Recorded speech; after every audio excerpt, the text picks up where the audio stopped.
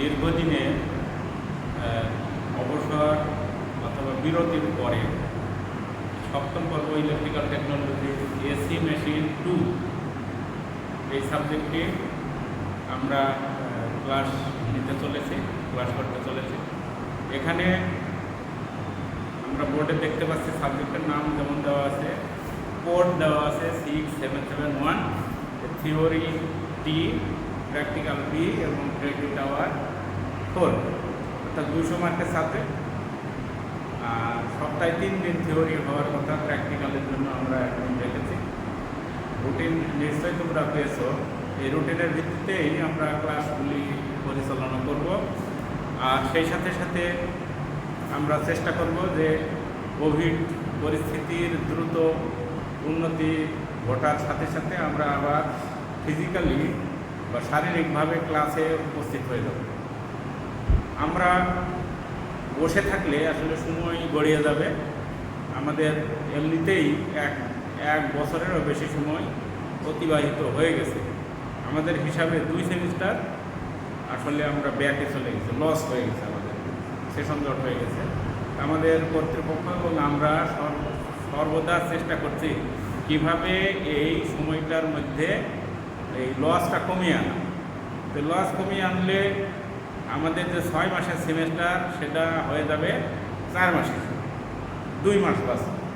তো তোমাদের আছেই আর 2 সেমিস্টার, 4 মাস বাঁচবে। তো 1 বছরের মধ্যে কিন্তু আরও 8 মাস অলরেডি শেষ হয়ে গেছে, নষ্ট হয়ে গেছে, ওয়াস্টেজ হয়ে গেছে। এখন অনলাইন ক্লাসের ক্ষেত্রে বেশ কিছু প্রশ্ন আমাদের আছে। ছাত্রদের মধ্যে থেকেও বিভিন্ন ধরনের বিভ্রান্তিকর বা বাস্তব কথাগুলি উপস্থাপন করার ক্ষেত্রে জটিলতা আছে। যেমন অনেক ছাত্রছাত্রী কোশ্চেন রাইজ করে যে আমাদের ক্লাস হবে অনলাইনে, মোবাইলকে কিনে দিবে, ডাটাকে কিনে দিবে। কিন্তু আমি যেটা বলতে চাই সেটা হচ্ছে একটা হিসাব তো থাকা দরকার যে আমি যদি মেসে থাকি তাহলে এই মেসের খরচ কত। একটা মোবাইল কিনলে এই মেসের খরচে কেবল অংশ দিলেই একটা অ্যান্ড্রয়েড ফোন কেনা সম্ভব। তারপরে কিছুদিন আগে আসলে আমরা অধিদপ্তরের মাধ্যমে মিনিস্ট্রি থেকে 4000 টাকা করে ছাত্রদের কাছে দেওয়া হয়েছে। টাকাগুলি পড়াশোনার পারপাসে ব্যয় করার কথা। সেই ক্ষেত্রে যদি মিস ইউজ করে ফেলা হয়, মিস ইউজ বলতে যে খাতে ব্যয় করার কথা তা না ব্যয় করে অন্য খাতে ব্যয় করে। তো সেই ক্ষেত্রে যারা অ্যান্ড্রয়েড ফোন কিনেছো সেই সময় তারা তো উত্তরণ ঘটে গেছে। এখন ডাটার ব্যাপার, তো সেই বিষয়েও কিন্তু চিন্তা চলছে, মন্ত্রণালয়ে এ ধরনের কথাবার্তা চলছে যে সাশ্রয়ী রেটে কীভাবে ছাত্রদের প্যাকেজ দেওয়া যায়, ডাটা দেওয়া যায়। তো সাশ্রয়ী রেটে তার মানে বিনামূল্যে অবশ্যই না, সেক্ষেত্রেও কিছু অর্থকরী দরকার হবে। যাই হোক আর কি, এটা সাবস্টিটিউট। তো এই সাবস্টিটিউটটা তো রিয়ালের সমান হবে না কখনো। এটা কোনোরকম ইকুইভ্যালেন্ট করার চেষ্টা করছে। এর মধ্যে বেশ কিছু ছাত্রছাত্রী দুর্ভাগ্যজনকভাবে ক্লাস থেকে বিরত থাকে। তো যেহেতু ক্লাস করতে হবে, আমাদের শহরে থাকতে হয়, পলিটেকনিকের আশেপাশে থাকতে হয়, সেজন্য গ্রামের নেটওয়ার্ক অবস্থা তো খুব খারাপ, ওয়াইফাই হলেও ভালো চলে না। এখন পড়ালেখা যদি করতেই হয় তাহলে অবশ্যই আগের মতো মেসে থাকবো বা আমাদের যে নিজস্ব আবাসন ছিল পলিটেকনিকের কাছাকাছি জায়গায় সেই রকমের থাকবো, কিন্তু পড়ালেখা রুমের ভিতরে করবো। ক্লাসে তেমন আসবো না, 2 জন 4 জন অ্যাটেন্ড করা সেটা আলাদা কথা। এটা আমাদের যে ক্লাস ইন্টারঅ্যাক্টিভ ক্লাস, যেটা ছাত্র শিক্ষকের মধ্যে যে প্রশ্নোত্তরের বিষয় যেটা, সেই জন্য কয়েকজন ছাত্র দরকার। তো সেই রকম যদি তোমাদের পড়াশোনার মধ্যে কোনো কোশ্চেন আসে তাহলে সেই কোশ্চেনগুলো করলে, জবাব দিলে এই ভিডিওগুলি আবার যারা দেখবে তারা কিন্তু উপকৃত হবে। এবং আমরা ইলেকট্রিক্যাল ডিপার্টমেন্টের মেইন যে 3 সাবজেক্টে আমরা চেষ্টা করব যে ইউটিউবে এগুলো সংরক্ষণ করার।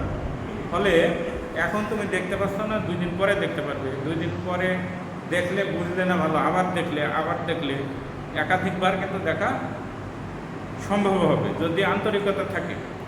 আর যদি একের পর এক নেগেটিভ কথাবার্তা মাথার মধ্যে ঘুরপাক খেতে থাকে তাহলে কোনোটাই কাজ হবে না। যতদূর সার্ভিস দেওয়ার চেষ্টা করা হচ্ছে অতটুকু গ্রহণ করার চেষ্টা করতে হবে, তাহলেই উপকার হওয়ার কথা 100%, হয়তো হচ্ছে 50% বা 70%। 70% তো হচ্ছে 0 থেকে তো বেশি। তো সেই জন্য সচেষ্ট থাকা দরকার। সচেষ্ট থাকলে আসলে অনেক সুবিধা পাওয়া যাবে। এর থেকেও অনেক বিপর্যয় কিন্তু একসময় ছিল, এগুলো উল্লেখ করতে গেলে সমস্যা। আমরা ছাত্র অবস্থায় এক সেমিস্টার এরকম 11 মাস, 12 মাস, 14 মাস করে চলে গেছে। তিন বছরের ডিপ্লোমা কোর্স ছিল, সেটা আমরা পাশ করছি হলো 6.5 বছর। এবং আমরা যখন শিক্ষকতায় এসেছি তখন এই বাংলাদেশ পলিটেকনিক শিক্ষক সমিতির উদ্যোগে তৎকালীন মিনিস্ট্রির সহযোগিতায় বোর্ড, অধিদপ্তর, সকল কর্মকর্তা একত্রিত হওয়ার জন্য আমরা ঈদের ছুটি, রোজার ছুটি, গ্রীষ্মকালীন, শীতকালীন কোনো ছুটি গ্রহণ করি না, যে আমাদের সিস্টেমকে আগে সেশন জট মুক্ত করতে হবে। এবং আমরা কিন্তু 4 বছরেই রেজাল্ট দিতে পারছিলাম, কিন্তু আল্লাহ প্রদত্ত যে কোভিড-19 মহামারীর মধ্যে আমরা পড়েছি, সারা দুনিয়ায় ক্ষতিগ্রস্ত, আমরাও ক্ষতিগ্রস্ত। তার মধ্যে আমরা যেহেতু নতুন মধ্যম আয়ের দেশে পরিণত হয়েছে, আমাদের এখনও ওই গরিব আনা কাটেনি, তাই না? একজন গরিব মানুষ যখন হলো সে আর্থিক সচ্ছলতার দিকে যায়, তো তাকে সমাজে ধনী হিসেবে গ্রহণ করতে বেশ কিছু বছর চলে যায়। কারণ যারা আগের ধনী ছিল ওরা কোনো সময় মানতে চায় না যে তার সচ্ছলতা এসেছে। তারপরে আস্তে আস্তে এক সময় মেনে যায়, অথবা এক পুরুষও কেটে যায়। আমাদের অবস্থা ধরো সেরকম। আমাদের উন্নয়নের জন্য নেট ফ্যাসিলিটিস দরকার। ডিজিটাল বাংলাদেশ সাকসেসফুল হওয়ার জন্য আমাদের নেটের এত ব্যবহার বেড়ে গেছে যে আমরা নেটের স্পিড পাচ্ছি না, ভালো মতো স্লো। গ্রামে গঞ্জে নেট নাই। এক সময় ছিল বিদ্যুৎ শহরেই থাকতো না, গ্রাম তো সেটা আলাদা কথা। তারপরে এখনও কিন্তু বিদ্যুৎ ব্যবস্থা আমাদের চাহিদা অনুরূপ হয়নি। 2015 সালে আমি সিঙ্গাপুর গিয়েছিলাম, আমাদের অনেক সহকর্মী গিয়েছিল। আমাদের দেশে জনশক্তি হলো সেই সময় 16 কোটি, আর তাদের জনশক্তি তাদের হলো এমনি 55 লাখ। সেই ক্ষেত্রে ধরো 1 কোটি বিদেশি দিয়ে 1 কোটি লোক সেখানে বসবাস করত, বা 70 লক্ষ লোক বসবাস। তাদের বিদ্যুৎ উৎপাদন ছিল 15,000 মেগাওয়াট পার ডে। কত? 15,000 মেগাওয়াট। আর আমাদের ছিল 8,000 মেগাওয়াট। 8 এতে তুমি তো হাফ হিসাব করছো, মাথা পিছু হিসাব করলে কোথায় যাবে? 70 লক্ষের হলো 15,000 মেগাওয়াট, আর 16 কোটির হলো 8 লক্ষ 8,000 মেগাওয়াট। তো তুমি ভাগ দিলে ওদের কয়েক হাজার ভাগের 1 ভাগ হয়ে গেল না বিদ্যুৎ উৎপাদন। সেই কারণের জন্য ওদের যেখানে দরকার সেখানে চলন্ত সিঁড়ি বা এসকেলেটর লাগাই দিয়েছে, যেখানে দরকার সেখানে এসি করে রাখছে। মানে ইলেকট্রিসিটির প্রচুর ব্যবহার আছে, যখন প্রয়োজন তখন তারা সেইভাবে ব্যবহার করতে পারে। আমাদের দেশে একটা শিল্প কারখানা বসাতে গেলে আগে হিসেব করতে হয় যে আমি গ্যাস, বিদ্যুৎ, এইসব রিসোর্সগুলো সঠিকভাবে পাবো কিনা। আমাদের দুশ্চিন্তা আছে, কারণ আমাদের প্রোডাকশন কম, যেহেতু আমরা ওই অবস্থায় ইয়ে করতে পারবো না,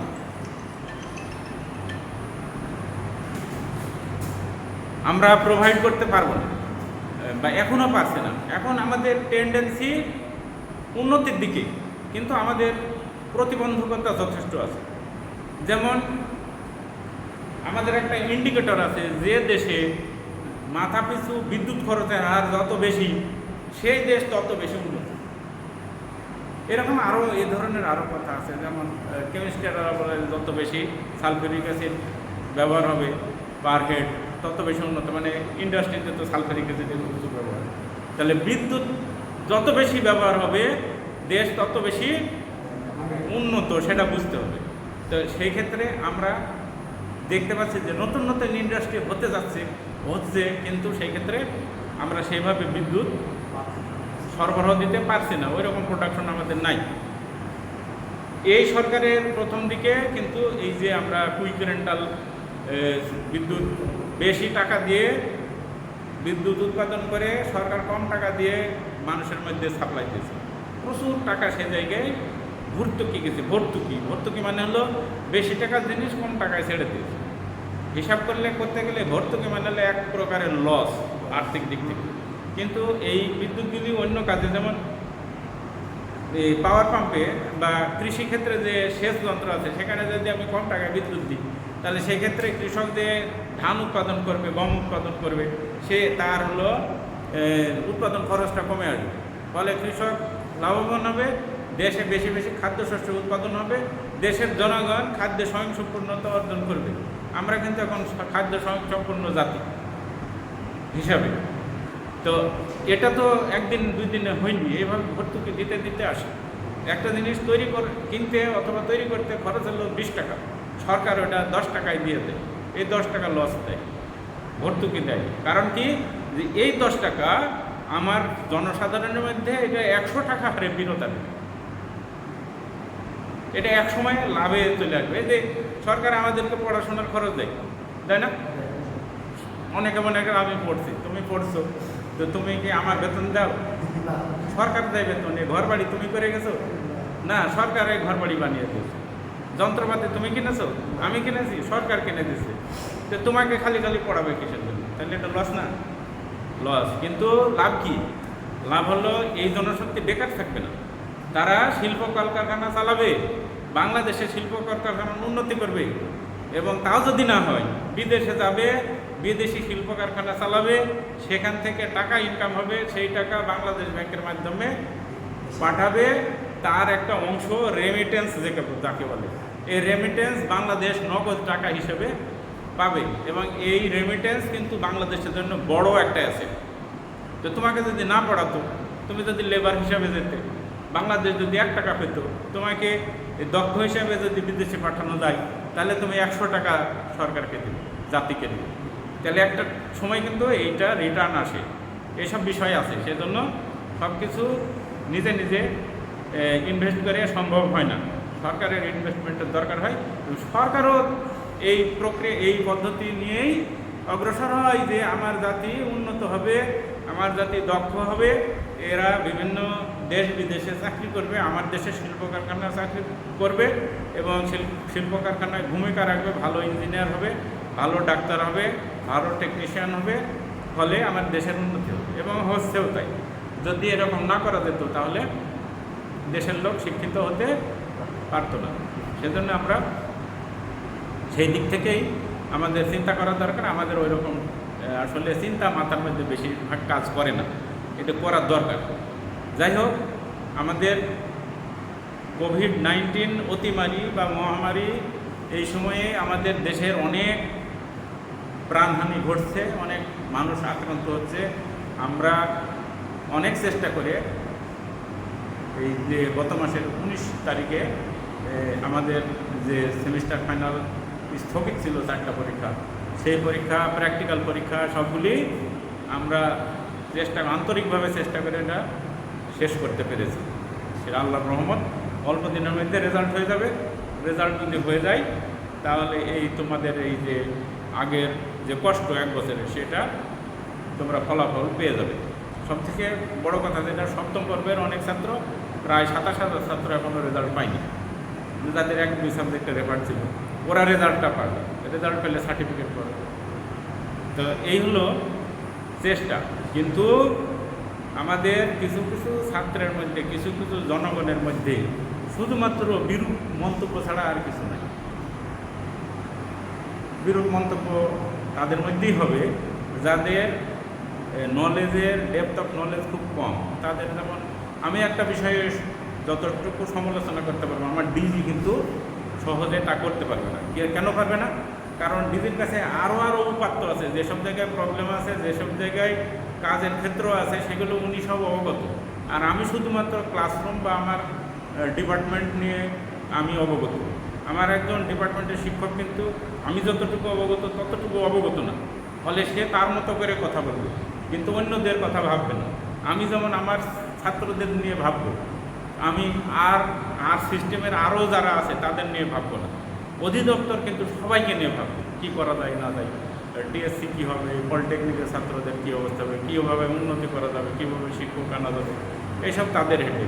তো শিক্ষা মন্ত্রণালয়ে তো আরও সমগ্র সিস্টেম নিয়ে চিন্তা, তাই না, শিক্ষা ব্যবস্থা নিয়ে চিন্তা। সেজন্য তাদের যে পদক্ষেপ সেটা হয়তো আমরা ঠিকমতো বুঝতে পারি না যে মানে এই খারাপ কাজ করতেছে অথবা আমাদের উপকার করতেছে না, এই ধরনের। আমাদের একটা টেন্ডেন্সি, যখনই একটা সিদ্ধান্ত হয় তখন আমাদের লাভ বুঝি, ওই জায়গায় আমার কতটুকু লাভ আছে। যদি দেখি যে না ওই জায়গায় আমার লাভ নাই, তাহলে এটা আমাদের দেশে কি ক্ষতিকর একটা সিদ্ধান্ত হলো বলে আমরা ধরে নিই। এটা বিষয়টা এরকম ঠিক না, সেটা আমাদের ব্রডনেসের দিকে আসতে হবে। যাই হোক আর কি, আমাদের নির্দেশনা হলো এই যে অতি দ্রুত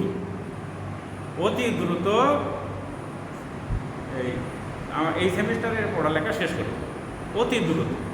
এবং এ ধরনের বলা হচ্ছে যে ইম্পর্টেন্টগুলো শেষ করে দেন। কিন্তু আমি বলেছি যে আপনি যদি বর্ণমালা না শিখেন তাহলে তো আপনি গ্রামার করাই লাভ নেই, গ্রামার পরীক্ষায় বর্ণমালায় আসবে না। তো বর্ণমালা তো আমার আগে শিখতে হবে, আপনি খুব ইম্পর্টেন্ট, তাহলে আমার আগে গ্রামার পড়াতে হবে, ব্যাকরণ পড়াতে হবে। এই কথার সাথে আমি একমত না। আগে আমাকে যে যতটুকু দরকার ততটুকু পড়িয়ে তারপরে আমার যেটা ইম্পর্টেন্ট সেখানে যেতে হবে, তাহলে ছাত্ররা বুঝবে, না হলে বুঝবে না, পড়ানো না পড়ানো সমান কথা হবে।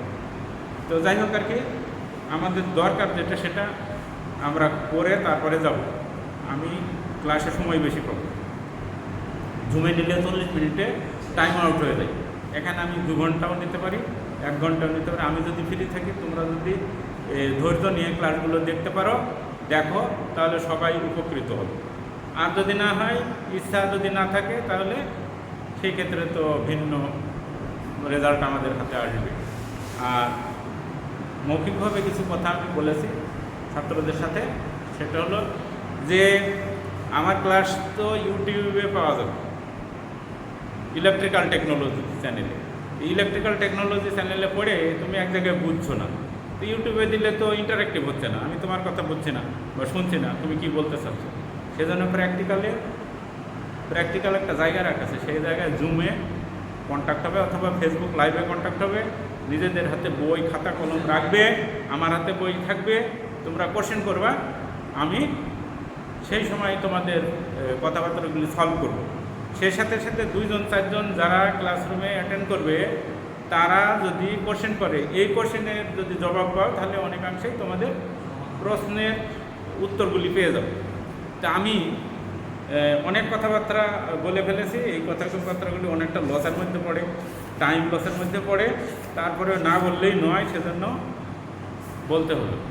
200 মার্কের সাবজেক্ট, 150 মার্ক প্র্যাকটিক্যাল থিওরি আর 50 মার্ক প্র্যাকটিক্যালের জন্য আমাদের নির্দেশনার জন্য আমরা অপেক্ষা করব, কীভাবে নিতে হবে আমাদের বলে দেবে, তখন সেভাবে নেব। এখন আপাতত থিওরির উপরে আমরা জোর দেব। আমাদের এই এসিমেশন 2-তে যে সাবজেক্টের বিষয়গুলি আছে, কন্টেন্ট, সেগুলি খুব বড় আকারে, মোটা আকারে বলতে গেলে এরকমের হয়। আছে হলো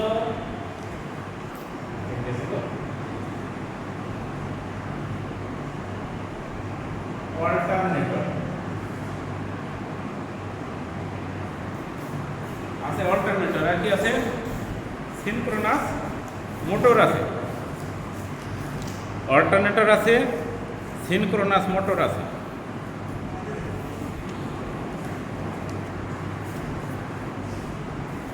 আর সিঙ্গেল ফেজ ইন্ডাকশন মোটর আছে।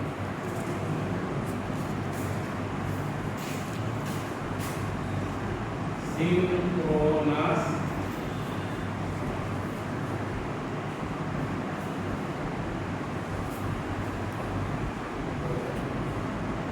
মোটর,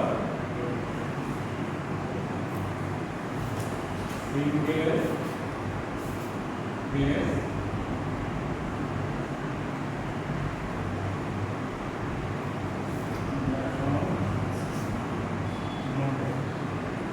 আর কিছু কন্ট্রোল সার্কিট আছে, মোটর কন্ট্রোল সার্কিট, কিছু কন্ট্রোল সার্কিট আছে, মোটর কন্ট্রোল সার্কিট। তো এগুলো মোটামুটি মেন এগুলি আছে, আরও 2-1টা থাকতে পারে, সেগুলি আমরা এই আলোচনার মধ্যে পেয়ে যাব। অনেকগুলি আমাদের অনেক জিনিসই আমাদের ইতিমধ্যেই পড়া হয়ে গেছে। থিওরিটিক্যালি এই আমাদের সর্বশেষ সেমিস্টার বা ফাইনাল সেমিস্টার বলতে পারি। অষ্টম পর্বে কোনো থিওরি নাই, ইন্ডাস্ট্রিয়াল অ্যাটাচমেন্টে চলে যাওয়া, তারপরে ইন্ডাস্ট্রিতে শিখে টিকে ফেরত আসবে, পরীক্ষা প্র্যাকটিক্যাল ভাইবা এগুলি দিবে, তারপরে কিন্তু আসলে কোর্স শেষ।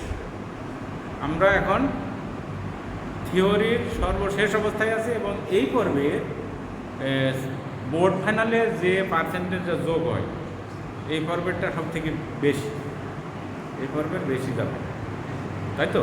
বেশি মার্ক যোগ হবে। কত পার্সেন্ট? 25%। অষ্টম পর্বের যেটা আছে সেটা কিন্তু 15% যোগ হবে। আর আগেরগুলো তো 5%, 10% করেছে। তাই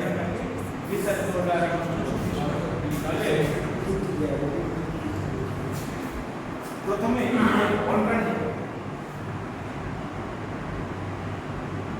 শুরু করতে পারি তো, তাই না? অল্টারনেটরটা কাকে বলে? কি জিনিস?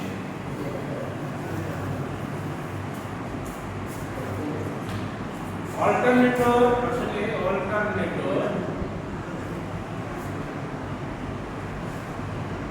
অল্টারনেটরের আগে আমরা এর নাম পড়েছিল এসি জেনারেটর।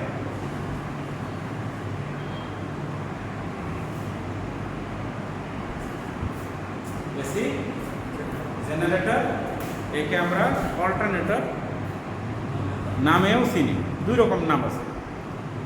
তাই অল্টারনেটর তাহলে কি? অল্টারনেটর সংজ্ঞা আছে।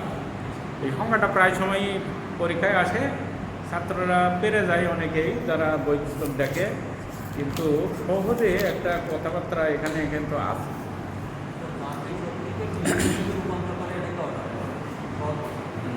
জেনারেটর যান্ত্রিক শক্তিকে বিদ্যুৎ শক্তিকে যেটা উৎপাদন করে, এই পরিবর্তন করে, রূপান্তর করে, তার নাম হলো জেনারেটর। জেনারেটর দুই ভাগে বিভক্ত, একটা হলো এসি জেনারেটর, একটা ডিসি জেনারেটর। তাহলে আমি বলছি যে এসি জেনারেটরকে আসলে অল্টারনেটর বলে, তাহলে তোমার উত্তর কাছাকাছি যায়নি। ডিসি জেনারেটরও যান্ত্রিক শক্তিকে বিদ্যুৎ শক্তিতে রূপান্তর করে। বরং যদি তুমি বলতে পারতে যে জেনারেটর দিয়ে এসি পাওয়ার উৎপাদন করে, এসি ভোল্টেজ উৎপাদন, সেটা এসি জেনারেটর অথবা অল্টারনেটর এ ধরনের বললে কিন্তু মোটামুটি হয়ে যেত। এখন কেন এটা অল্টারনেটর? আমরা এসি সার্কিটে একটা জিনিস পড়েছি, মনে করতে পারি ওয়েভ পড়েছি তো,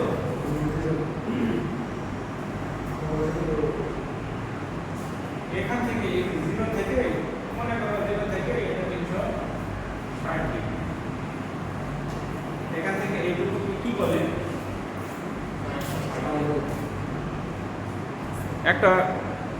একটা ওয়েভ বলি না, একটা ওয়েভ বলি।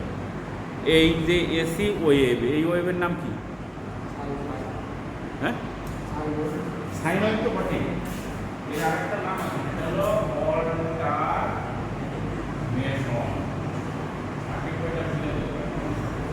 অল্টারনেশন।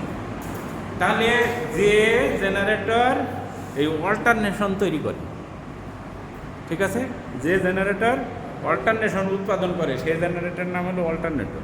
অথবা যে মেশিন, যে বৈদ্যুতিক যন্ত্র অল্টারনেশন উৎপাদন করে সেটার নাম হলো অল্টারনেটর। এই হলো সঠিক কথা। এখন তুমি যদি সঠিক কথা এইভাবে না বলেই এরকম বলতে পারো যে জেনারেটর এসি ভোল্টেজ উৎপাদন করে বা এসি পাওয়ার উৎপাদন করে, তাকে অল্টারনেটর বলে, তাতেও হবে। কিন্তু আসলে অল্টারনেটর নামটা কোত্থেকে আসলে সেটা বললাম, যে আমাদের সাইন ওয়েভ যেটা, সেটাকে একটা সাইকেল যেটা, তাকে আমরা অল্টারনেশন বলি। এই অল্টারনেশন তৈরি হয় এসি জেনারেটরের মাধ্যমে। সেজন্য ওর আরেকটা নাম হলো অল্টারনেটর। কথা কি ক্লিয়ার? বোঝা গেছে? বোঝা গেছে। তাহলে আরেকটা জিনিস হচ্ছে যেটার নাম কি বলেছিলাম? DC generator. ডিসি একটা আরেকটা নাম ছিল কি? DC generator. এসি জেনারেটরের নাম যেমন অল্টারনেটর, ডিসি জেনারেটরের আরেকটা নাম আছে, যেটা কি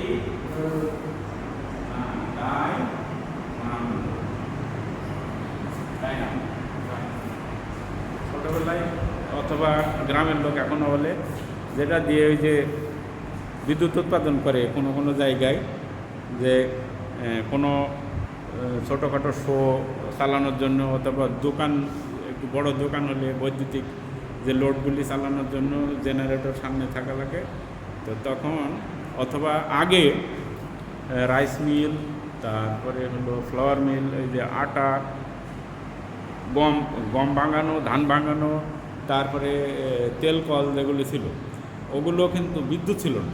যেমন আমাদের গ্রামের বাজারেই ছিল, বিদ্যুৎ ছিল না। 80 সালের আগের ঘটনা, যখন বিদ্যুৎ ছিল না তখন ওইটা হলো তেল দিয়ে চালানো হতো। তো তেল দিয়ে চালানো হতো, চালানোর পরে সেখান থেকে কিন্তু আসলে আলটিমেটলি তেল দিয়ে প্রাইম মুভার ঘোরানো হতো।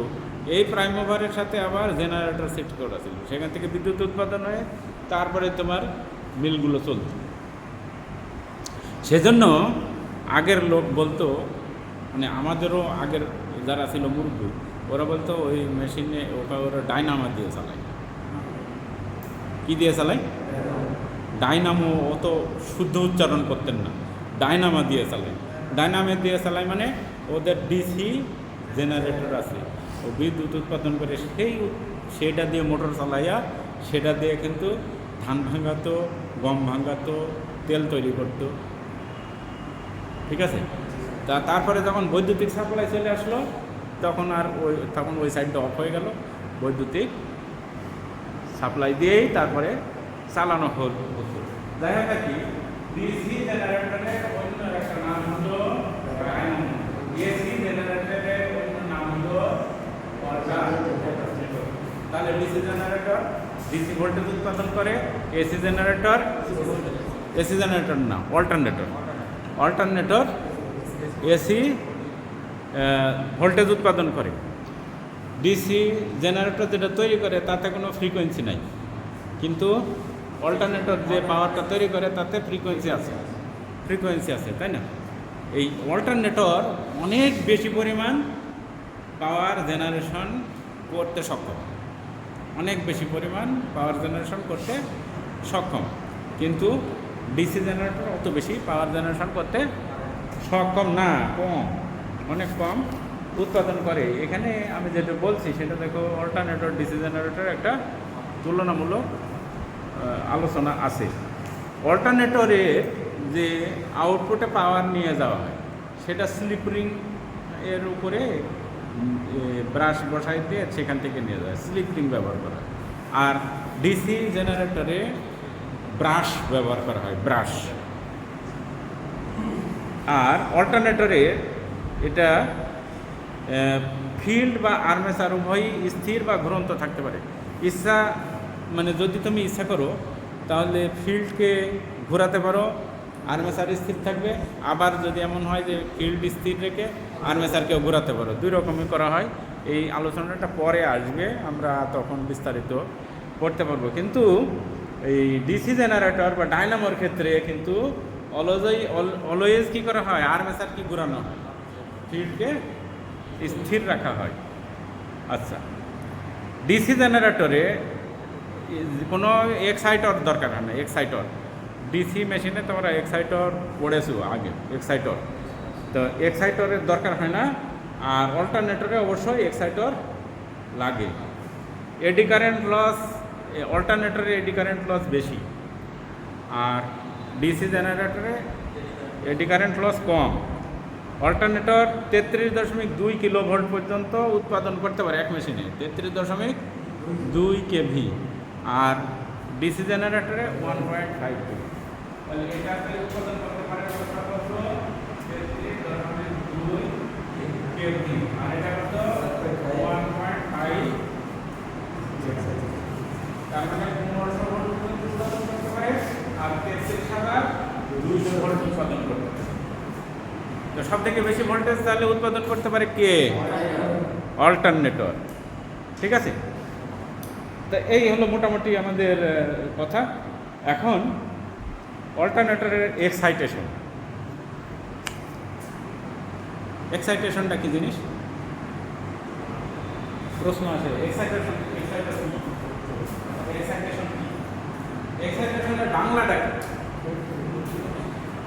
উত্তেজনা। হ্যাঁ, উত্তেজনা। তো উত্তেজনাটা কি? দ্রুত উত্তেজনা বলতে আমরা কি বলি? মনে করো ফুটবল খেলা হচ্ছে, তাই তো? ফুটবল খেলা হচ্ছে, ফুটবলের বল নিয়ে গোলপোস্টে যাবে, খেলা বাকি 2 মিনিট অথবা বাকি আরও বেশি থাক। দর্শকরা অতিমাত্রায় আগ্রহী যে এই গোলটা গোল হবে, এবং এই অবস্থায় কি হয়, দর্শকদের মধ্যে এমনভাবে টেনশন কাজ করে যে ওরা কোন সময় যে নিজের আসন ছেড়ে দাঁড়ায় গেছে তা কিন্তু ঠিক পায় না। উপরে দাঁড়ায় যদি গোল হয় তাহলে জোরে চিৎকার শুরু করে। তাহলে চিৎকার তাকে দেওয়া হলো কেটা, অথবা দৌড়ায় মাঠের ভিতরে ঢুকে পড়ে অনেক সময়। আর সেইগুলো কে করলো? প্লেয়াররা ওই যে গোল করে দিলে দর্শকের মধ্যে একটা অনুভূতি তৈরি হয়েছে,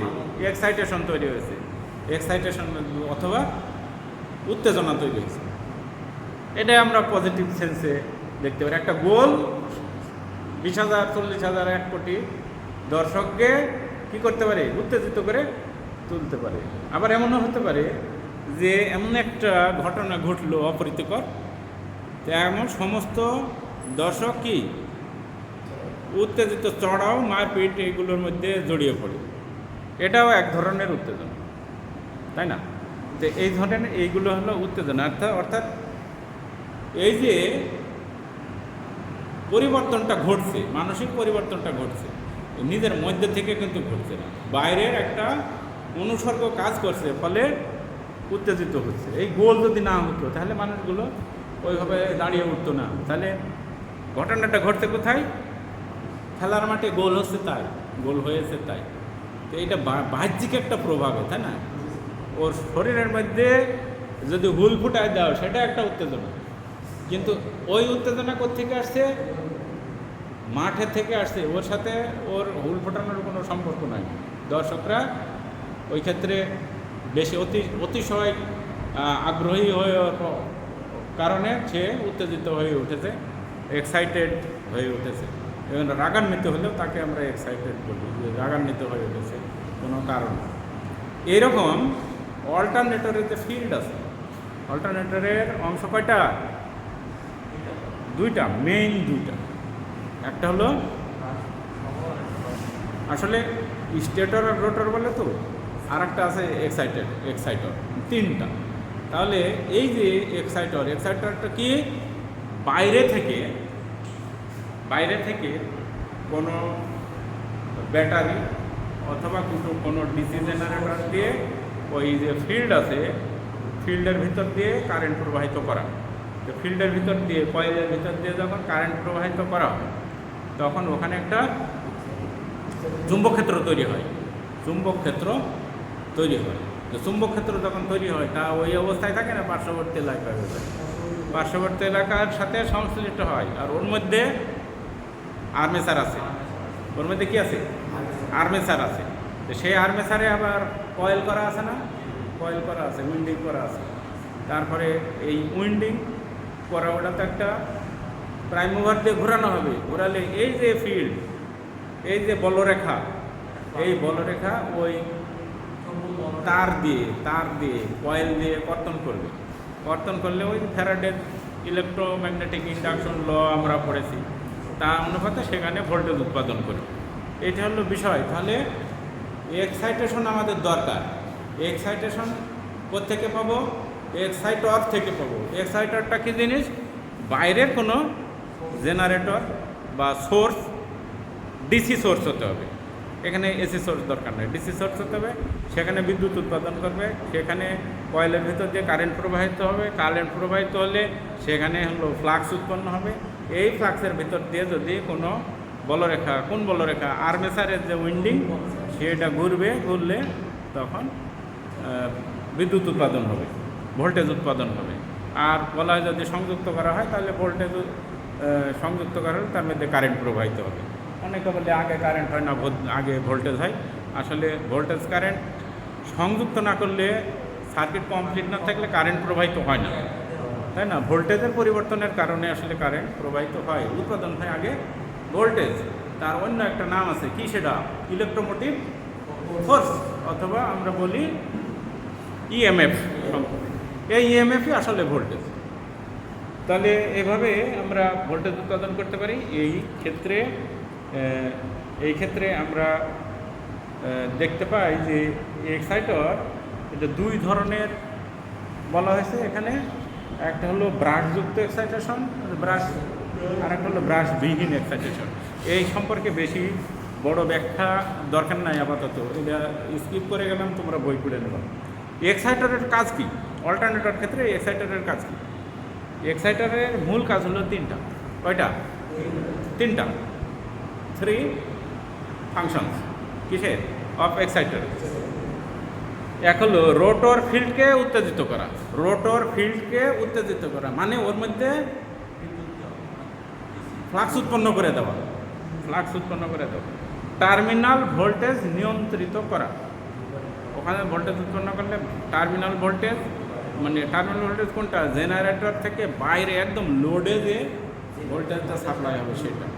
তো তুমি যদি বেশি পরিমাণ ফ্লাক্স দাও, বেশি পরিমাণ জেনারেশন হবে, ঠিক আছে? কম পরিমাণ ফ্লাক্স দাও, মানে কারেন্ট দাও, কম পরিমাণ ফ্লাক্স হবে, কম পরিমাণ টার্মিনাল ভোল্টেজ হবে।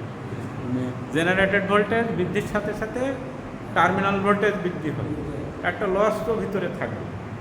রিঅ্যাক্টিভ পাওয়ার ফ্যাক্টর নিয়ন্ত্রণ করা, পাওয়ার ফ্যাক্টরকে নিয়ন্ত্রণ করা, এই তিনটা কাজ এক্সাইটরের। অল্টারনেটরের রেটিং। অল্টারনেটর তাহলে কোন ধরনের মেশিন? আমি একটু কোশ্চেন করি, জোরে জোরে বলবো তোমরা। অল্টারনেটর কোন ধরনের machine? AC machine. AC machine আমরা আরও যদি ক্লিয়ার করতে চাই তাহলে হলো এটা এসি বৈদ্যুতিক, এই এসি জেনারেটর। জেনারেটর বলে বৈদ্যুতিক লাগে না। আর যদি বলি এসি অল্টারনেটিং কারেন্ট বৈদ্যুতিক মেশিন, তাহলে মেশিন বললে তখন তুমি বৈদ্যুতিক যোগ দিতে পারো, এসি মেশিন। এ দিয়ে আমরা পাওয়ার জেনারেট করি। কোন পাওয়ার? এসি পাওয়ার। অল্টারনেটর নাম হলো কেন? যেহেতু সে অল্টারনেশন তৈরি করে। কি তৈরি করে? যেহেতু অল্টারনেশন তৈরি করে সেজন্য এর নাম অল্টারনেটর। এই যে 2 মার্কের কোশ্চেন খুব পড়ে, অল্টারনেটর কি, অনেক কথাবার্তা লিখে ফেলে কিন্তু মূল কথা ভুলে যায়। বেশি কথা নাই, 2-1 লাইন লিখলে কিন্তু পুরা মার্ক পাওয়া যাবে। অল্টারনেটরের রেটিং কি হওয়া উচিত? যেহেতু এটা এসি মেশিন, যেহেতু এসি মেশিন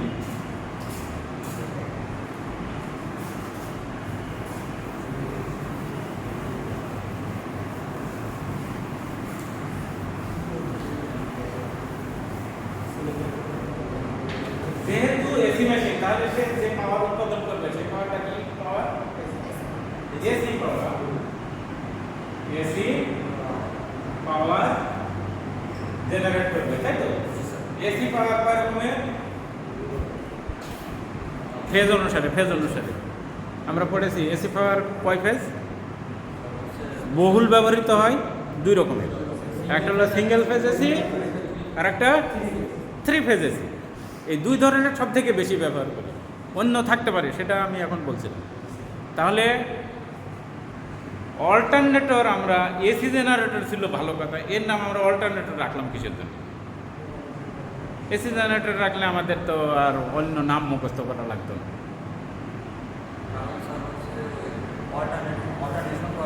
অল্টারনেশন তৈরি করে সেই জন্য অল্টারনেটর। ছোট একটা এসি জেনারেটরও কিন্তু অল্টারনেশনই তৈরি করে, কিন্তু তাকে আমরা অল্টারনেটর সহজে বলি না।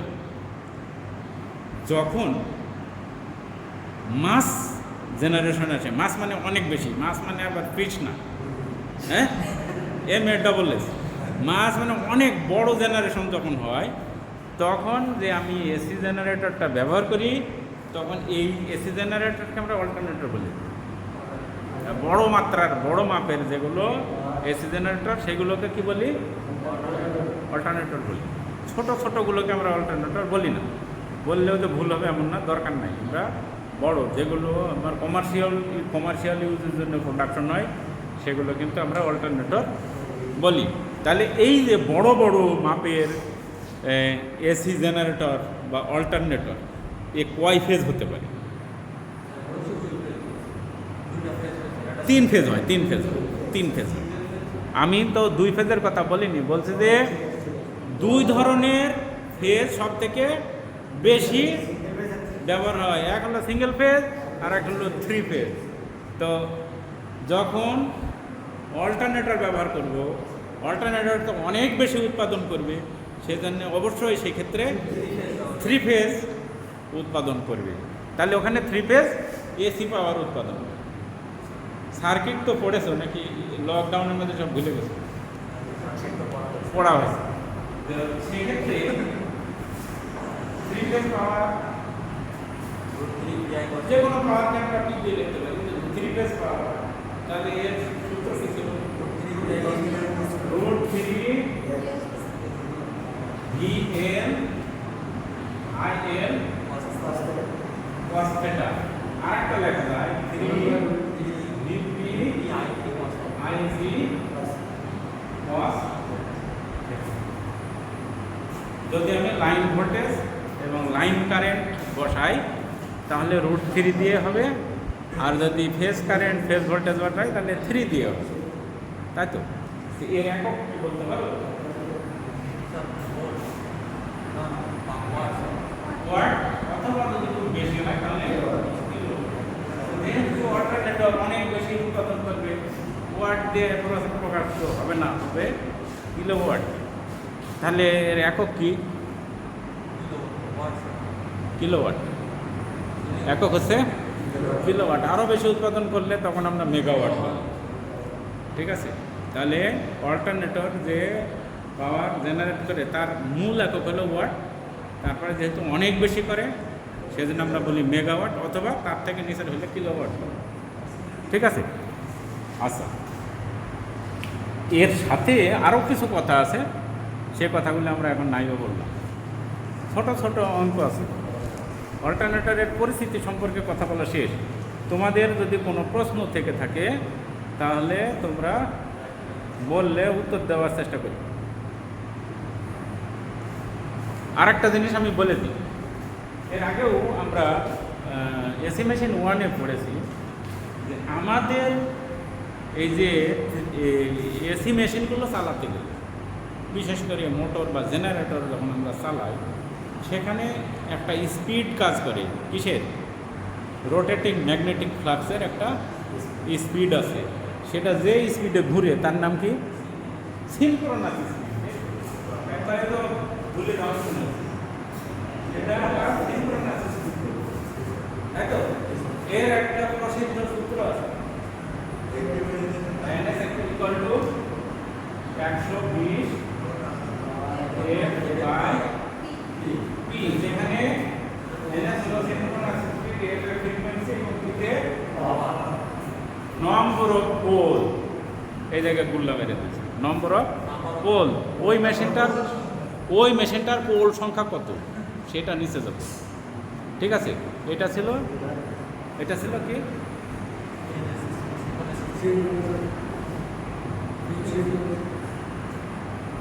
Synchronous speed. সিনক্রোনাস স্পিডটা আসলে কিসের? মোটরের, জেনারেটরে, না কিসের? ওই যে 3 ফেজ ম্যাগনেটিক ফ্লাক্স যে ঘুরে, যে স্পিড, ও ঘোরার বেলায় তো কোনো রোটর থাকে না, ওর কোনো হুইল থাকে না, ও তো ঘুরে ইলেকট্রিক্যালি, তাই না? ওর কোনো বাধা বিঘ্ন তেমন একটা থাকে না, সেজন্য ও খুব জোরে জোরে ঘুরে, সেটার ইফেক্টে আর্মেচার ঘুরে। আর্মেচার যখন সেটার ইফেক্টে ঘুরে, আর্মেচারে ভার আছে না, ওজন আছে, তারপরে ও যখন ঘুরতে যায় বাতাস ওকে টেনে ধরে কাটার সময়, হ্যাঁ, তাহলে ব্রাশে ঘষালে ওখানে এটা কমে, তাহলে একটু আরপিএম কমে যাবে, স্লাইটলি কমে যাবে। ওটা যদি এমনি 1500 হয়, দেখা গেল 1450 হলো, এই 50 কিন্তু কমে যাবে। মেকানিক্যাল লসের কারণে বলা হয় ঘর্ষণ বা ফ্রিকশন লস, এটা অথবা উইন্ডেজ লস, বাতাসের সাথে সংঘর্ষ হলে যে লস, আর হলো ফ্রিকশন লস, এই যে একটার সাথে আর একটা ঘষা খেলে যে লস হয় সেই লস। ফলে সিনক্রোনাস স্পিডের থেকে প্রকৃত রোটর স্পিড যেটা, সেটা কিন্তু স্লাইটলি কম হয়, একটু কমে যায়। কেমন? তাহলে এই হলো কথা। এই সূত্রটাও আমাদের একটু কম কাজে লাগবে। এখানে ছোট ছোট ছোট ছোট বেশ কিছু অঙ্ক দেওয়া আছে, সেই অঙ্ক কি দেখতে হবে না? একজন বলেছে দেখা লাগবে না। একটি 500 আরপিএম 50 হার্জ একটি অল্টারনেটর 600 আরপিএমে চালানো হলে উৎপন্ন ভোল্টেজের ফ্রিকোয়েন্সি কত? এটা তো বেশি ইয়ে হয়ে গেল। 3 নম্বর বেশি বড় করা যাবে না। শুরুতে আমি ছোট করছি, তুমি আবার বড় আগায় দিচ্ছ। প্রথমটা 1 নম্বরটা 2 নম্বরটা যে কোনো একটা করলে হয়, করতে তো হবেই একটা না একটা। আমি বরং 2 নম্বরটা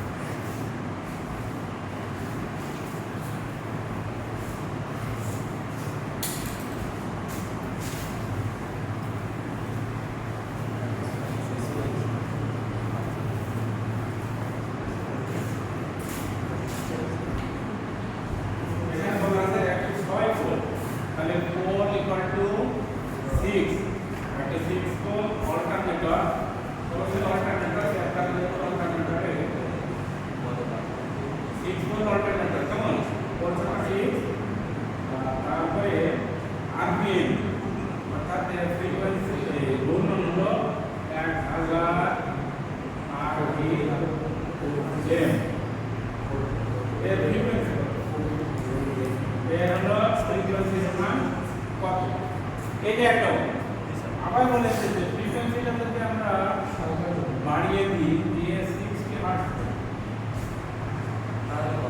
তাহলে এন আমরা দুইটা পাবো, তাই না? প্রথমটা সিম্পলি হয়ে যাবে, দ্বিতীয় পার্টটাও হবে। প্রথম পার্টে দেখো আমরা যে বিষয়টা দেখলাম, n equal to ns equal to 120 by t, তাহলে t আছে, n আছে, প্রত্যেকটা নিয়ে আমি ফর্মুলা বসাই দেব। n1 equal to 120 f by t, 1 বসালাম এখানে, যে এই জায়গায় আরো একটা ফ্রিকোয়েন্সি আছে, সেজন্য দুইটা ফ্রিকোয়েন্সিকে আমরা একটা n1 f1 একটা n1 n2 এভাবে চিহ্নিত করলাম। তাহলে এখানে বের করতে হবে ফ্রিকোয়েন্সি, তাই না? দুইভাবে এই সলিউশনটা করা হয়। তাহলে আমার f1 দিয়ে বের করতে হবে, তাহলে f1 n1 equal to না n1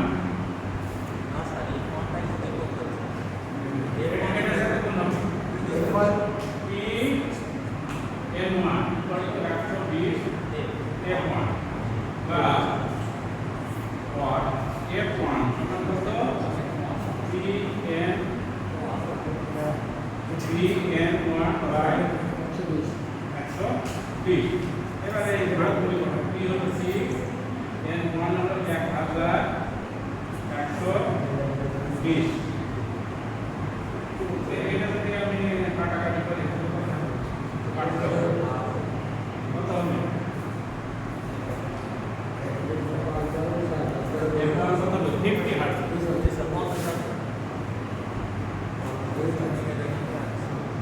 50 হার্টজ। তাহলে প্রথম ক্ষেত্রে ফ্রিকোয়েন্সি হলো 50 হার্টজ, 50 হার্টজ অথবা 50 সাইকেল পার সেকেন্ড। এখন দ্বিতীয় অংশ বলছে যে আমরা ওই ফ্রিকোয়েন্সিটাকে 60 করব, তাহলে n টু কত হবে? n2 equal to 120 f2 by p। দেখো p কিন্তু সেম ধরবে না। p হচ্ছে একটা মেশিনের পোল সংখ্যা, গঠনগত দিক তো ফট করে পরিবর্তন করা যায় না, ওই মেশিনটা ঠিক থাকবে। তাহলে p যে 6 এ কথা নতুন ভাবে কি আর বলে দিতে হবে? হবে না, এখানে আমরা দেখে বুঝতে পারছি। তাহলে সেটা আমি কমার বলতে পারি 6 বসাবো। আর 120 তো সংখ্যা আছে নাই, f2 বলে দিতে 60 হার্টজ যদি হতো তাহলে এগুলো কোন ভাগ করলে কত হবে? 12 আসবে। তাহলে নির্ণয় ঠিক আছে, আপনি ঠিক আছে।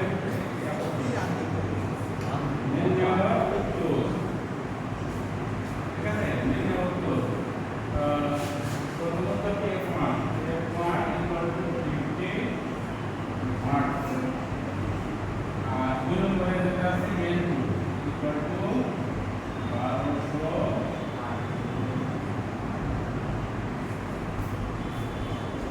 বোঝা গেল?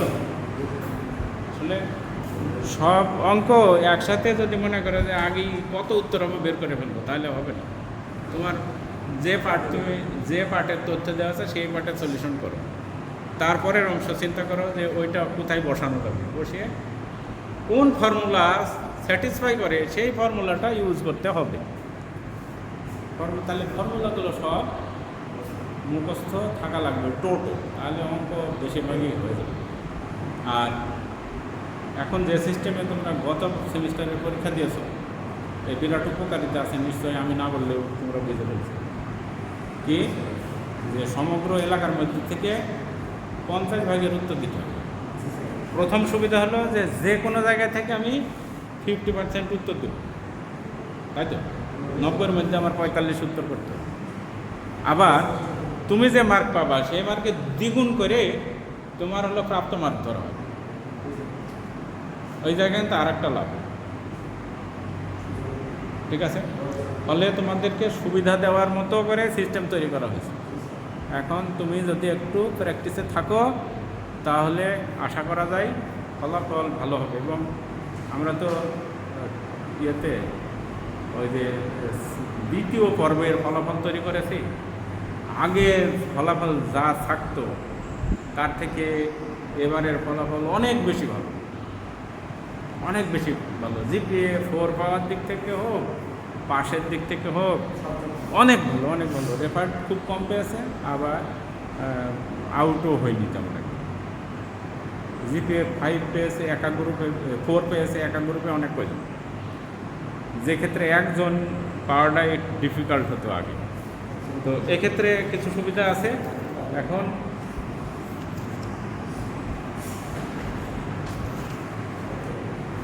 এখন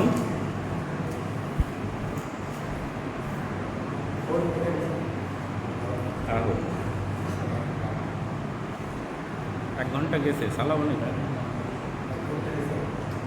অল্টারনেটরের গঠন প্রণালী, এর আগে যে কথাগুলি হলো সেগুলো কিন্তু একবারে কি, প্রথমটা হলো প্রাথমিক পরিস্থিতি, প্রাথমিক পরিস্থিতি। এবার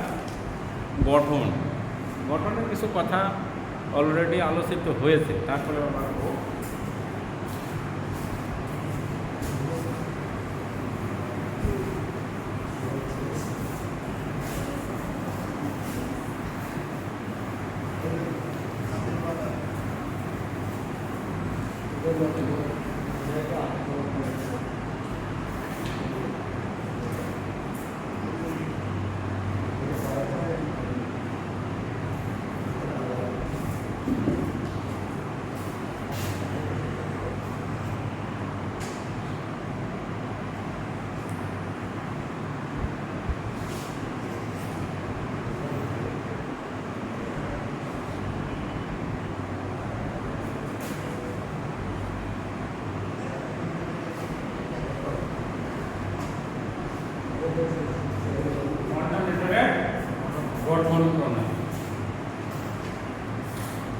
তো অল্টারনেটর তো আগেই বলেছি এসি জেনারেটর, এটা কমার্শিয়ালি যখন বড় আকারে তৈরি করা হয় তখন আমরা অল্টারনেটর বলি।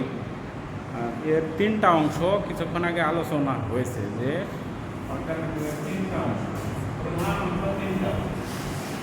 প্রধান অংশ হলো এই তিনটা। প্রথমটা হলো স্টেটর,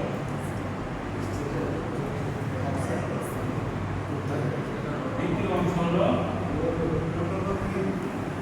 রোটর, কোনো বাংলা শুধু অল্প কথা। 3 নম্বর হলো এক্সাইটার।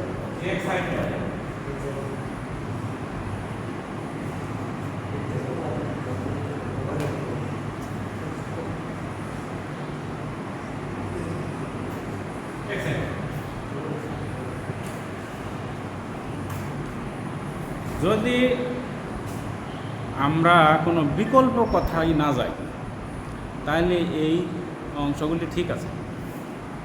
স্টেটর কি?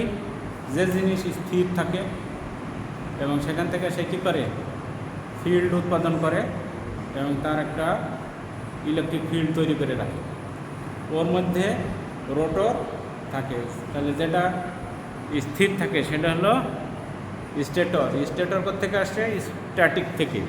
স্ট্যাটিক মানে স্থির, যেটা একদম ফিক্সড সেটা হলো কি, যেমন ফ্যানের ওই রড উপরেরটা ঘুরে না, নিচের ব্লেড সহ ঘুরে, নিচেরটা রোটর। আর যেটা ফিক্সড হয়ে আছে সেটা হলো স্টেটর। আচ্ছা, এরকম অল্টারনেটরের ক্ষেত্রেও একটা অংশ ঘুরে। ইন জেনারেল আমরা ধরি যে আর্মেচার ঘুরে। কোনটা ঘুরে? আর্মেচার ঘুরে, তাহলে সেটা কি? রোটর। আর আরেকটা হলো এক্সাইটার, বাইরে থেকে ফিল্ডে যে ম্যাগনেটিক ফ্লাক্স উৎপন্ন করতে হয়, বাইরে থেকে সাপ্লাই দিতে হয়, সেটা হলো এক্সাইটার। বাইরে থেকে যেটা সাপ্লাই দেয় সেটা হোক ব্যাটারি হোক জেনারেটর, সেটা হলো এক্সাইটার। ঠিক আছে, আরও পরে কিছু বিকল্প কথাবার্তা আসতো, এখনই বলে নেওয়া। অল্টারনেটর খুব হেভি করে তৈরি করা, বড় আকারে তৈরি করা। মানে তুমি গ্রিডে বিদ্যুৎ সাপ্লাই দিবে, বড় একটা লোকালয়ে বিদ্যুৎ সাপ্লাই দিবে, বড় একটা শহরে বিদ্যুৎ সাপ্লাই দিবে, সেক্ষেত্রে বড় আকারে এসি জেনারেটর তৈরি করা হয়। ফলে এই ক্ষেত্রে গঠনের সামান্য একটু পরিবর্তন ঘটানো হয়। পরিবর্তনটা কি?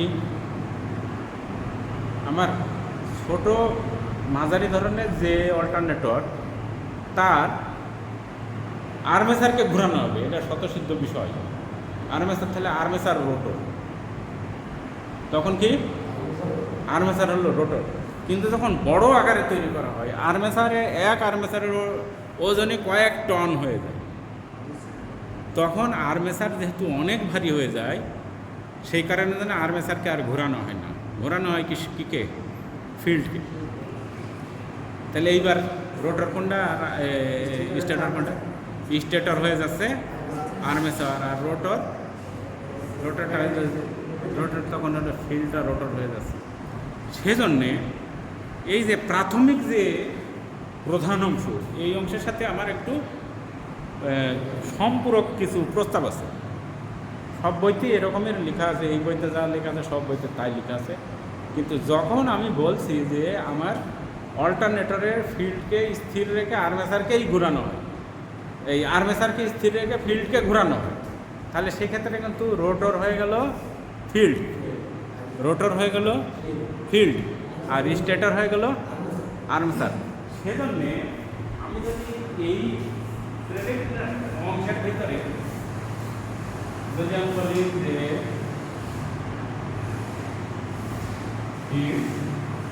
আমি যদি বলি আর্মেচার,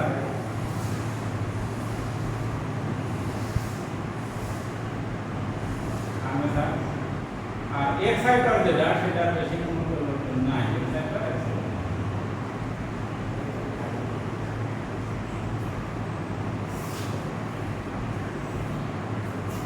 তুমি আর কোনো ভুল বুঝতে পারবে না। তুমি আর্মেচারকে স্থির রেখে ফিল্ডকে ঘোরাও, অথবা ফিল্ডকে স্থির রেখে আর্মেচার ঘোরাও, অথবা দুই দিকে ঘোরাও, কোনো সমস্যা আর নাই। বুঝাইতে পারছি? তাহলে সব থেকে আমার আমার ব্যক্তিগত অভিমত যেটা, সেটা হলো যে আমরা স্টেটর, রোটর, এক্সাইটর না লিখি ফিল্ড, আর্মেচার, এক্সাইটর। তাহলে কিন্তু আর কোনো ঝামেলা নাই। অল্প স্বল্প পড়ালেখা যে কোরেটরে, তখন তোমার খাতা দেখলে তুমি স্টেটর, ফিল্ড, আর্মেচার ওইগুলো লিখে দিলে ঠিক আছে। আর যদি কারো যদি ধারণা ক্লিয়ার থাকে, তখন সেখানে আপত্তি দিতে পারে যে কিছুক্ষণ পরেই আছে যে আর্মেচারের ইয়ে করা হয়, এই যে পরের 2.2 দেখো, অল্টারনেটরের আর্মেচারকে স্থির রেখে ফিল্ডকে ঘোরানোর সুবিধাসমূহ। তার মানে বোঝা যাচ্ছে যে ফিল্ডকে ঘোরানো হয়, আর্মেচারকে স্থির রাখা হয়। এই ক্ষেত্রে তাহলে স্টেটরকে আর রোটরকে, যেটা ঘোরানো হবে সেটাই রোটর, যেটা স্থির থাকবে সেটাই স্টেটর। বাংলা করলে আপাতত সেই রকমই তো বোঝানো যায়। তো সেজন্য আমরা ওই লিখব যে ফিল্ড, আর্মেচার এবং এক্সাইটর। তাহলে অল্টারনেটরের প্রধান অংশ কয়টি? তিনটি। তার একটা হলো field, armature, exciter. Field, armature, exciter. সমস্যা আছে কিছু? আর সমস্যা নাই। আচ্ছা, এবার আরও কিছু কথা আছে যে ক্ষেত্রে এই যে পোল যেটা আছে, পোল, ফিল্ড তো একটা পোলের উপরে পেঁচানো হয়। হ্যাঁ, ফিল্ড একটা পোলের উপরে পেঁচানো হয়। এই যে ফিল্ডগুলো যে পোলের উপরে বা মানে কাঁচের উপরে পেঁচানো হয়, কোরের উপরে, এই কোরটা বিভিন্ন আকৃতির তৈরি করা হয়। একটাকে বলে স্যালিয়েন্ট পোল, আর একটা বলে নন স্যালিয়েন্ট পোল। একটা সোজা খাড়া তৈরি করা হয়,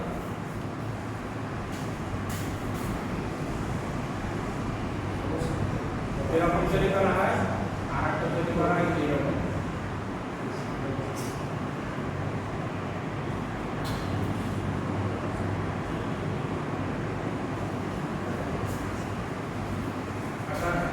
বাইরে থেকে বের করা হয়, আর একটা সোজা তৈরি করা হয়।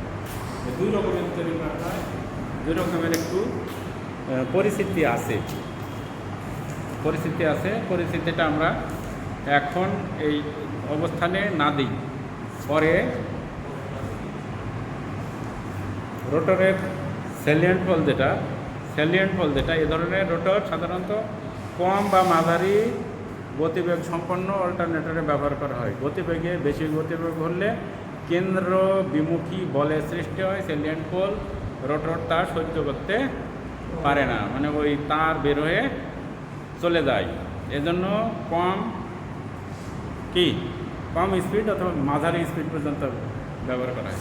নন স্যালিয়েন্ট পোল যেটা, সেটাকে হাই স্পিডের জন্য ব্যবহার করা হয়, হাই স্পিড মোটরের জন্য ব্যবহার করা হয়। আপাতত তাহলে এ পর্যন্তই রাখি। ইম্পর্টেন্ট কথা যেগুলি, সেগুলি হলো যে একটা অল্টারনেটরের প্রধান অংশ কয়টি? প্রধান অংশ তিনটি: ফিল্ড, আর্মেচার, এক্সাইটর। তারপরে পোল, ফিল্ডের যে পোল থাকে, পোলটা কয় ধরনের? পোল দুই ধরনের। কি? স্যালিয়েন্ট পোল আর নন স্যালিয়েন্ট পোল। ঠিক আছে? স্যালিয়েন্ট পোল, নন স্যালিয়েন্ট পোল। স্যালিয়েন্ট পোল কি? নিম্ন গতির আর হলো মাঝারি গতির জন্য ব্যবহার করা হয়। আর হ্যাঁ, আর হলো নন স্যালিয়েন্ট পোল যেটা, সেটা হাই স্পিডের জন্য ব্যবহার করা হয়। অতি সংক্ষিপ্তের মধ্যে টুক করে একটা কোশ্চেন দেয় যে মাঝারি গতির জন্য কোন ধরনের পোল ব্যবহার করা হয়? Salient pole. এখন তুমি বলছো স্যালিয়েন্ট পোল, কয়দিন বাদে এক চ্যাপ্টার শেষে আর এক চ্যাপ্টারে ঢুকে গেলে তখন মনে থাকবে না। তাহলে বই পুস্তকের সাথে আগে সম্পর্ক তৈরি করতে হবে, তাহলে হবে নাকি? তাহলে আপাতত আজকের ক্লাস এখানে শেষ করছি। সবাইকে কোভিড-19 মহামারী থেকে বাঁচার জন্য, স্বাস্থ্যবিধি মেনে চলার জন্য আহ্বান করা হচ্ছে। নিজেরা মাস্ক ব্যবহার করি এবং অহেতুক অকারণে বাইরে ঘোরাফেরা না করি। আর একটি যেটা কথা সেটা হলো যে হ্যান্ড স্যানিটাইজার ব্যবহার করে আমরা মাঝে মাঝে আমাদের হাতকে পরিচ্ছন্ন করে নিই, আমার জীবাণুমুক্ত করে নিই। তাহলে আমরা মহামারীর হাত থেকে সুরক্ষিত থাকব। সবাই কোভিড-19 মহামারীর হাত থেকে সুরক্ষিত থাকার জন্য সচেষ্ট হই, নিজেকে বাঁচাই, পরিবারকে বাঁচাই, এই দেশের জনগণকে বাঁচাই। সকলকে ধন্যবাদ জানিয়ে শেষ করছি। আল্লাহ হাফেজ।